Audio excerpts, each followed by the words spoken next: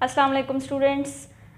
In our previous lesson, or we can say that in our previous chapter, unit number 1, we have discussed about the mechanics, which was the branch of physics, and mechanics is the study of motion of objects, its causes and effects.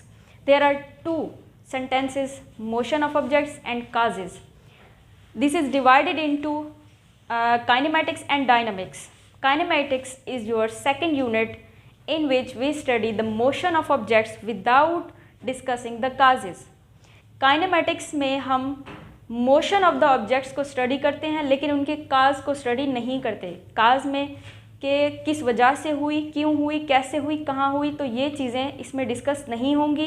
जितने भी motion of objects होंगे, जितने हमारे around जो है bodies motion कर रही हैं, वो हम डिस्कस करेंगे.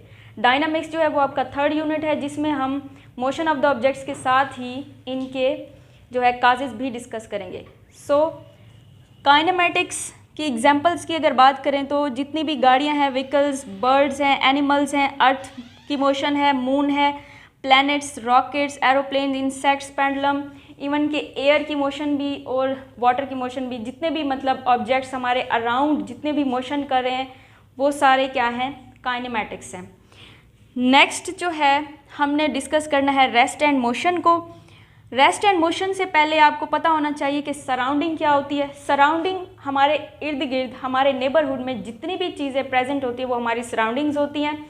तो सराउंडिंग्स जो है places in its neighbourhood where various objects are present.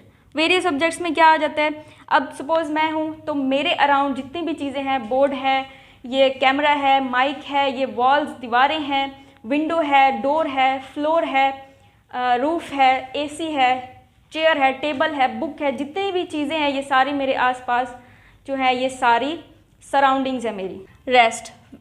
A body is said to be at rest if it does not change its position with respect to its surrounding. अगर कोई body जो है अपने surroundings के लिहाज से अपनी जगह चेंज ना कर रही हो, पोजीशन चेंज ना कर रही हो, तो वो बॉडी जो है वो रेस्ट पे होगी. सपोज़ कि मैं यहाँ पे खड़ी हूँ तो मेरे सराउंडिंग्स में जितनी भी चीज़ें हैं उनके लिहाज से, उनके अकॉर्डिंग मैं रेस्ट पे हूँ. ठीक है. कोई जो है इंसान, कोई मैन जो है, अगर वो बैठा हुआ बुक पढ़ रहा हो, आप बुक पढ़ते हैं, बैठे हुए लैपटॉप यूज़ करते हैं, आप कंप्यूटर यूज़ करते हैं, आप टीवी देखते हैं, आप मूवीज़ देखते हैं, ठीक है, ड्रामास देखते हैं, इसी तरह आप जो है स्टडी करते हैं, आप मोबाइल फ़ोन यूज़ करते हैं, तो मतलब या फिर आप सो रहे होते हैं, तो ये सारी चीज़ें जो हैं ये आपकी रेस्ट कंडीशन में होती हैं.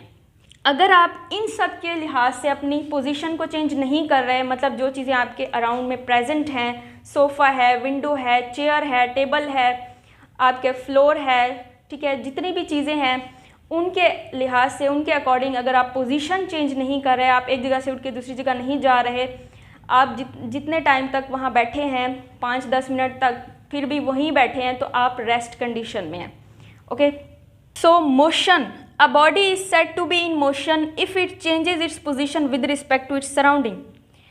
मोशन में हम कहते हैं कि अगर body with respect to surrounding जो है अपनी प्लेस चेंज कर रही हो तो वो मोशन में है. अब रेस्ट एंड मोशन जो है ये दोनों ही रिलेटिव क्वांटिटीज़ हैं, ये एब्सोल्यूट क्वांटिटीज़ नहीं हैं. हम ये नहीं कह सकते कि हम जो है एब्सोल्यूटली रेस्ट पे हैं या फिर एब्सोल्यूटली मोशन में हैं, क्योंकि अगर कोई दो बंदे ट्रेन में, बस में बैठे हों, ठीक है, तो वो एक दूसरे के लिहाज से जो है वो रेस्ट में होंगे. उनके आसपास जितने भी सराउंडिंग होगी, अब बस जो है वो उनकी सराउंडिंग है, तो बस में चेयर है, अगर वो जो है टैब पे मूवी देख रहे हैं या सॉन्ग सुन रहे हैं या सो रहे हैं तो वो रेस्ट में है. एक दूसरे के आमने सामने बैठे हैं 5-10 मिनट तक, जितना भी जो है टाइम गुजरता है, तो उनके जितनी भी चीज़ें हैं आपस में या दूसरे पैसेंजर्स हैं उनके हवाले से वो रेस्ट में बैठे हैं. ठीक है. लेकिन अगर कोई बाहर से और बंदा उनको ऑब्ज़र्व कर रहा हो तो वो देखेगा कि ट्रेन जो है या बस वो मूव कर रही है, तो मतलब अगर ट्रेन मूव कर रही है तो जितने भी अंदर पैसेंजर्स हैं वो भी तो अपनी पोजीशन चेंज कर रहे हैं क्योंकि वो उस ट्रेन के अंदर बैठे हैं. तो मतलब ट्रेन या बस अगर पोजीशन चेंज कर रही है तो वो पैसेंजर्स भी अपनी जो है प्लेस या पोजीशन चेंज कर रहे हैं.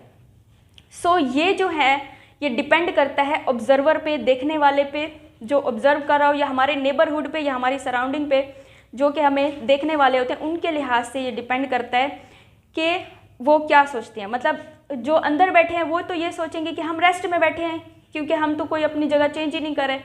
लेकिन उनकी ट्रेन या बस मूव करिए, इसलिए जो देखने वाला होगा, बाहर से देखने वाला, वो ये कहेगा कि ये मोशन में है। इसी तरह मैं यहाँ पे खड़ी हूँ, बेशक मैं रेस्ट पे हूँ, लेकिन मैं एब्सोल्युटली नहीं कह सकती कि मैं रेस्ट पे हूँ, क्योंकि अगर कोई मुझे ऑब्जर्व कर रहा हो अनदर प्लैनेट से, किसी और प्लैनेट से, तो वो कहेगा कि मैं मोशन में हूँ, क्योंकि मेरी जो अर्थ है वो रोटेट कर रही है, ठीक है, क्योंकि अर्थ मोशन में है तो मैं भी मोशन में हूँ। तो यानी यहाँ पे जितनी भी चीज़ें प्रेजेंट हैं वो एट ए टाइम रेस्ट में भी हैं और मोशन में भी हैं। These are not absolute quantities, these are relative quantities, these depend upon the neighborhood, these depend upon the observer, ठीक है।